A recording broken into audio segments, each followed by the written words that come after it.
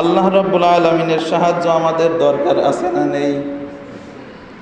সাহায্য চাওয়ার তো কিছু মাধ্যম থাকবে, কিছু সিস্টেম থাকবে।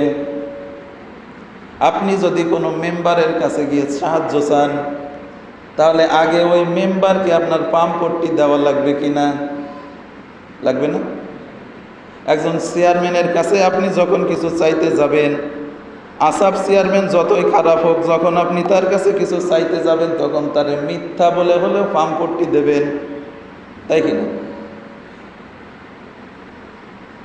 এই যে কিছু চাওয়ার জন্য একটা নির্দিষ্ট নিয়ম আছে, এই নিয়ম মাফিক আপনাকে চাওয়া লাগবে। আল্লাহ রাব্বুল আলামিন সুন্দর করে বলতেছেন, বান্দারা তোমরা আমার কাছে সাহায্য চাইবে। সাহায্য চাওয়ার দুইটা মাধ্যম আমি তোমাদেরকে বলে দিচ্ছি। 1 নাম্বার, তোমরা ধৈর্য ধারণ করবে। আর 2 নাম্বার, যখন আমার সাহায্যের দরকার তোমাদের হবে তখন তোমরা নামাজে দাঁড়িয়ে যাবে। আমাদের বিভিন্ন রকম সাহায্যের দরকার হয়, বিভিন্ন রকম সমস্যায় আমরা পড়ি, কিন্তু সমস্যা হলে আমরা অন্য রকম সমাধান খুঁজি, নামাজের ধারে কাছেও আসি না। সাহাবীদের কোনো রকম সমস্যা হলে, পেটে যদি খাবার নাও থাকতো, তারা নামাজে দাঁড়িয়ে যেতেন, তারা নামাজের মাধ্যমে খাবারের ব্যবস্থা করতেন। এক সাহাবীর জুতা ছিঁড়ে গেছে, সে আল্লাহর কাছে দোয়া করতেছে নামাজের ভিতরে যে রব্বুল আলামিন তুমি আমাকে জুতার ব্যবস্থা করে দাও। আর আমরা বড় বড় বিপদে পড়ি, কিন্তু আমরা আল্লাহর কাছে সাহায্য চাই না। নামাজ নিয়ে আমি অসংখ্য কথা বলেছি। আমি এই আয়াতের প্রথম যে কথাটা, আল্লাহ রাব্বুল আলামিন বলেন ওয়াস্তাঈনু বিস-সাবরি, তোমরা ধৈর্যের মাধ্যমে আমার কাছে সাহায্য চাও। আজকে আমি ধৈর্য নিয়ে কিছু কথা বলার চেষ্টা করব। আল্লাহ রাব্বুল আলামিন পবিত্র কোরআনের ভিতরে ধৈর্য সম্পর্কে প্রায় 100 আয়াতে আল্লাহ রাব্বুল আলামিন ধৈর্যের কথা প্রায় 100 আয়াত দিয়েছেন। 100 আয়াতে আল্লাহ পাক ধৈর্যের কথা বলেছেন। আর নামাজ সম্পর্কে আল্লাহ পাক আয়াত দিয়েছেন 83টা। নামাজ সম্পর্কে আয়াত আছে 83টা, আর ধৈর্য সম্পর্কে আয়াত আছে 100।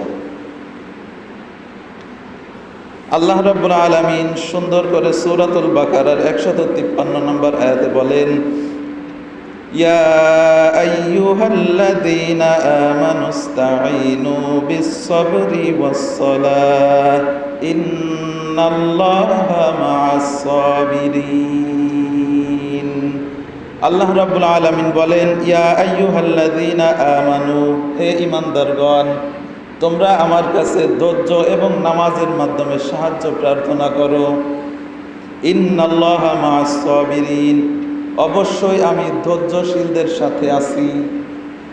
আল্লাহ রাব্বুল আলামিন সূরা বাকারার 45 নম্বর আয়াতে বলতেছেন একই কথা, ওয়াস্তাঈনু বিস-সাবরি ওয়াস-সালাহ, হে আমার বান্দারা তোমরা আমার কাছে ধৈর্য এবং নামাজের মাধ্যমে সাহায্য প্রার্থনা করো।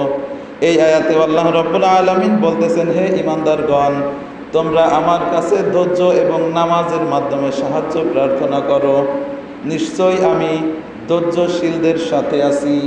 অন্য আয়াতে আল্লাহ রাব্বুল আলামিন বলেন, ইয়া আইয়ুহাল্লাযীনা আমানুসবিরু ওয়া সাবিরু ওয়া রাবিতু ওয়াত্তাকুল্লাহা লাআল্লাকুম তুফলিহুন। সূরাতুল আলে ইমরানের 200 নম্বর আয়াতে আল্লাহ রাব্বুল আলামিন বলেন, হে ঈমানদারগণ, তোমরা ধৈর্য ধারণ করো, তোমরা ধৈর্য ধারণ করো এবং ধৈর্যের উপরে অটল থাকো। ওয়াত্তাকুল্লাহ, আর আল্লাহ রাব্বুল আলামিনকে ভয় করো, লাআল্লাকুম তুফলিহুন, তাহলে তোমরা সফল কাম হবে।